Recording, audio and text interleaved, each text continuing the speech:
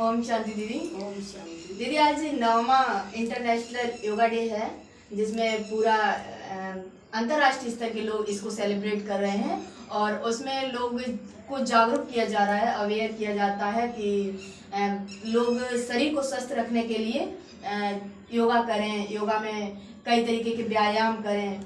तो उसमें दीदी जैसे कि हम देख रहे हैं कि ब्रह्मा कुमारी संस्थान भी इस योगा डे को सेलिब्रेट कर रही है, तो आप लोगों का उद्देश्य क्या है? आप क्योंकि गवर्नमेंट जो है वो तो लोगों को शारीरिक योगा व्यायाम करने के लिए अवेयर कर रही है जिससे कि शरीर को स्वस्थ रख सकें, लेकिन ब्रह्मा कुमारी संस्थान के जो भाई बहनें हैं हम देख रहे हैं वो भी लोगों को अवेयर कर रहे हैं।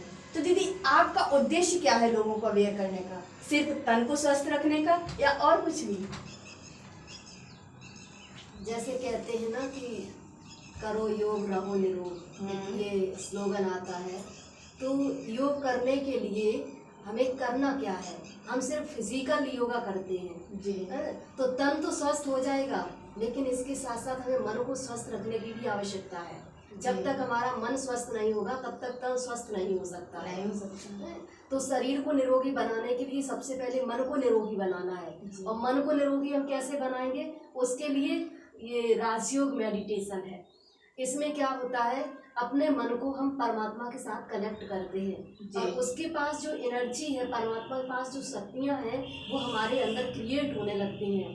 तो हमारी सोई हुई जो सुसुप्त शक्तियाँ हैं वो राजयोग के द्वारा जागृत होने लगती हैं। जी। तो कहते नहीं कि आजकल जैसे कि फैशन भी हो गया है योगा का, एक दिन के लिए, तो एक दिन योग करने से कुछ नहीं होता है। जब हम निरंतर रोज अभ्यास करते हैं तब हमारा शरीर भी स्वस्थ होता है और मन भी स्वस्थ होता है। राजयोग में क्या होता है, आत्मा से कनेक्ट किया जाता है, आत्मा से विचार निकलते हैं जी, और वो विचार ही हमारे वातावरण में या हमारे शरीर पर प्रभाव डालते हैं जी। तो जैसे दिखाते हैं कि सबसे पहले मन से जो विचार आत्मा से निकलते हैं वो हमारे शरीर की फीलिंग्स को अपनी ओर आकर्षित करते हैं। फीलिंग्स हमारी फिर उसके प्रति कैसी है, जैसा हम सोचते हैं वैसी हमारी फीलिंग्स बन जाती है। जी। दूसरा होता है कि जो हम विचार करते हैं उससे हमारा वायुमंडल जी बनता है। अब नेगेटिव विचार होंगे तो वायुमंडल वैसा ही बन जाएगा, और पॉजिटिव सोचेंगे तो हमारा जो वायुमंडल है वो पॉजिटिव बन जाएगा। बिल्कुल। तीसरी चीज है कि हम जो सोचते हैं वो लोगों के प्रति क्या सोच है हमारी, तो वो लोगों के साथ हमारा कनेक्शन जुड़ जाता है। जी। चौथी बात होती है कि हम परमात्मा के साथ कैसे जुड़े। तो जब तक हम परमात्मा के साथ नहीं जुड़ते हैं तब तक हमारा ये शरीर भी स्वस्थ नहीं होगा और मन भी स्वस्थ नहीं होगा। इसलिए कहते हैं कि मन को स्वस्थ रखना है तो तन को स्वस्थ रखना जरूरी है। अगर तन स्वस्थ होगा तो मन स्वस्थ होगा। तो क्योंकि दोनों ही एक दूसरे के पूरक हैं कहीं ना कहीं। तो अच्छा दीदी, जैसे कि आप लोग राजयोग करते हैं तो उसमें देखा जाता है कि जो ध्यान अवस्था हमारे संत ऋषि करते हैं उसमें आंखें बंद होती हैं, लेकिन जो राजयोगा करते हैं भाई बहनें उनकी आंखें खुली होती हैं। तो इसका क्या रहस्य है? आंखें बंद करने से क्या होता है कि जैसे हम आंख बंद करके बैठते हैं, पैरों को भी फोल्ड कर लेते हैं, हाथों को भी मोल्ड कर लेते हैं और आंखें बंद कर लेते हैं, फिर हम योगा करते हैं, तो उस योगा में इतना फायदा नहीं होता क्योंकि हमारा तो कनेक्शन जुड़ना चाहिए नहीं। तो आत्मा का कनेक्शन जब परमात्मा के साथ जुड़ता है तभी हमारे अंदर शक्तियाँ जागृत होती है। आंख बंद किए हुए हैं, हम परमात्मा की तरफ देख ही नहीं रहे हैं, तो उससे हमारे अंदर जो शक्तियाँ आने वाली हैं वो कैसे आएंगी? क्योंकि हमने सारे स्रोत ही बंद कर रखे हैं। सारे स्रोत हमने बंद कर दिए।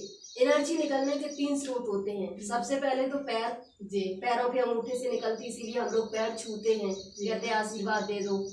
दूसरा, हाथों से शक्तियाँ निकलती हैं, इसीलिए आपने देखा होगा कि हाथ सर पर रखवाते हैं, जी, कहते हैं सर पे हाथ रख के आशीर्वाद दे दो। तीसरा एनर्जी निकलने का स्रोत होता है ये आंखें, जी, आंखों के द्वारा हम एनर्जी का आदान प्रदान करते हैं।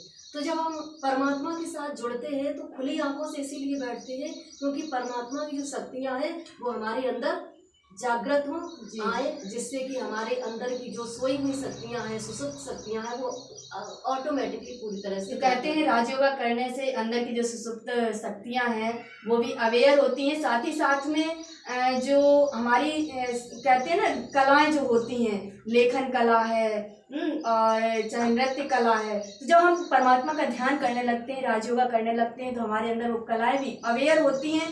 तो मैं आप सभी से यही कहूंगी कि किसी एक दिन के लिए नहीं बल्कि हर दिन के लिए अपने आप को योग और योगा दोनों से ही जोड़िएगा।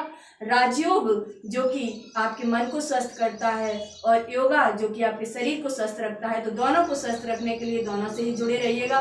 और हर रोज लोगों को अवेयर भी कीजिएगा, क्योंकि समाज में कई लोग ऐसे हैं जो कि नहीं आज भी परिचित हैं ना तो योग से और ना ही राजयोगा से। तो अपनी प्राचीन ऋषि संत महात्माओं की संस्कृति को संरक्षित करने के लिए आप सब योगा के साथ और साथ साथ राजयोग से भी जुड़े रहिएगा। धन्यवाद।